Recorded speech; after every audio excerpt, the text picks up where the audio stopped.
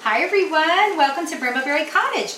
This week we are doing a wreath. I believe it was Pottery Barn that had a gorgeous, beautiful burgundy leaf wreath. Well, we can't afford that. It's very, very expensive and I wouldn't want to spend that. So what did we do? So you must have seen this around on other channels as well. I'm going to do the exact same thing. So I'm not inventing anything new. I just thought you might like to see.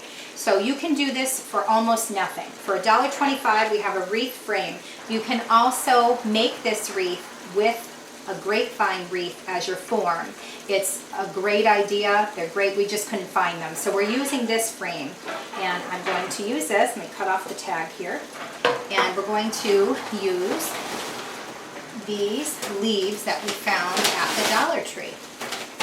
So there's a few different kinds here. What I'm going to do is I'm looking for closer to this color like Pottery Barn, and this particular one is almost there, but the color's not quite right yet. So I am going to put this on, see how I like it, and if I don't, we can always change the color slightly. These also were $1.25 from the Dollar Tree. So each stem, they're not bad actually.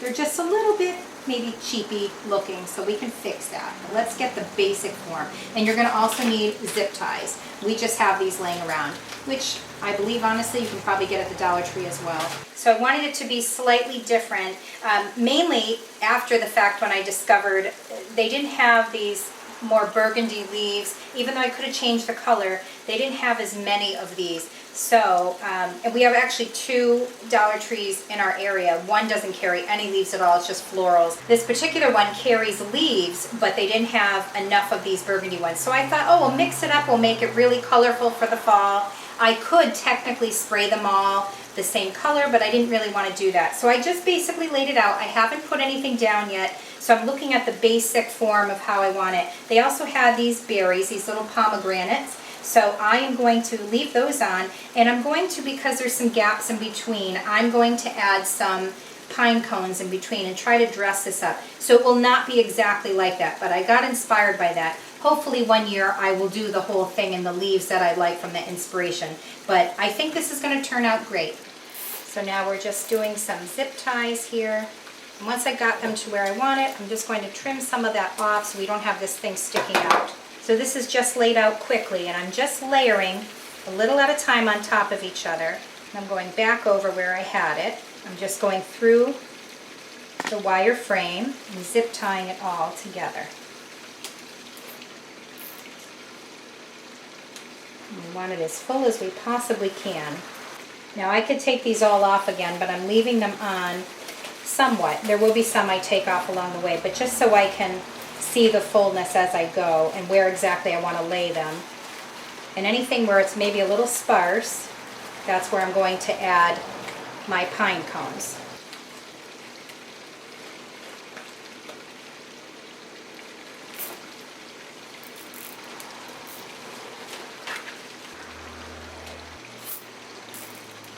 If some feel loose, just go back over and tighten them a little more in different spots.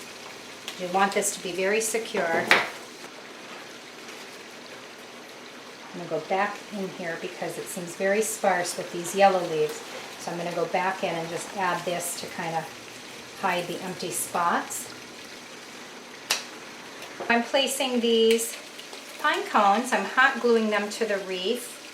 We found these right up in our forest, and I'm just trying to fill in the gaps. You really want it to stick to something. It's hard when there's nothing in a certain space. You kind of have to be clever with your placement. So try to glue it to maybe a leaf so it has something to stick to. Unfortunately it rained last night, so these are very wet and it's hard to stick them. But try to just press down. Be very, very, very cautious. I had some horrible blisters from a couple of days ago from this exact thing. Hot glue guns are so dangerous. Hopefully this will all stay together. Some of these pine cones are pretty sharp, so I'm just using something to hold it down to hot glue it. I'm going to see if these are going to stay. They might not. Some of these are just too heavy. So I'm just fluffing some of the leaves. And sometimes some of the gaps you can just move these leaves around a bit, fluff them up. There you are, folks. There's still a few spots that are sparse. I would have preferred more leaves, but we didn't grab enough. So we're just going to make do with what we have. I'm going to just fluff out the best that I can. Try to get these pine cones, try to get them dry if you can, and try to make sure they're sticking to something, not just the wire, because it won't last if it's just on the wire. They're very heavy and they need something to adhere to. There we go. It's not quite the inspiration piece, but I think it's okay. I was going to paint it, so I wasn't sure about the brightness of it. It just looked almost too fake, but I think it's growing on me, and I'm going to keep it.